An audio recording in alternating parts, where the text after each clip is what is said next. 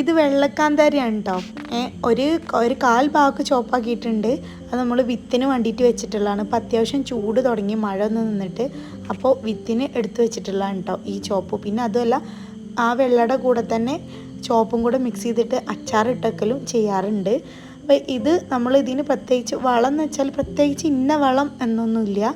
ചിലപ്പോൾ നമുക്ക് കിട്ടുന്നത്, അതായത് വളം ഇറക്കുമ്പോൾ ചിലപ്പം ചാണകപ്പൊടി മാത്രമായിരിക്കും, അല്ലെങ്കിൽ എല്ലുപൊടിയും ആട്ടിൻകാട്ടം ചാണകപ്പൊടിയും കൂടെ മിക്സ് ആയിട്ടാവും വന്നിട്ടുണ്ടാവുക. ഇത്തവണ ഇവിടെ കിട്ടിയിട്ടുള്ള ആട്ടിൻകാട്ടം എല്ലുപൊടിയും പിന്നെ ചാണകം കൂടെ മിക്സ് ആയിട്ടാണ് കേട്ടോ കിട്ടിയിട്ടുള്ളത്. ഉണക്കിയത് തന്നെ നമ്മൾ 10-20 kg വെച്ചിട്ട് ഇറക്കാറാണ്, വാഴക്കും കവുങ്ങിനും ഒക്കെ ഇട്ട് കൊടുക്കാൻ വേണ്ടിയിട്ട്. അപ്പോൾ കൂട്ടത്തിൽ ഇതിനും അടി ചിക്കിക്കാണ്ട് ഇട്ട് കൊടുക്കലുണ്ട്. പ്രത്യേകിച്ച് കെയറോ കാര്യങ്ങളോ ഒരു ഫംഗിസൈഡ് ഒന്നും ചെയ്യലില്ല, ഇതന്നെ ചെയ്യലുള്ളൂ. നമ്മൾ തോട്ട ഏരിയ ആയതുകൊണ്ട് കുറച്ചധികം ഉണ്ടാവുന്നുള്ളൂ കേട്ടോ. ഇത്തവണ മഴക്കാലത്തിന് ശേഷം വന്നൊരു പ്രാണിയാണ് കേട്ടോ ഇതുമേ.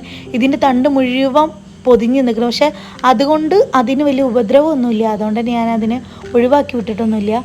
ഇനി മുളക് കൂടെ എടുത്തിട്ട് നമ്മൾ എയർ ടൈറ്റ് ആയതിൽ സ്റ്റോർ ചെയ്ത് വെക്കും, കുറച്ച് കൊടുക്കും, അങ്ങനെയൊക്കെയാണ് ചെയ്യൽ.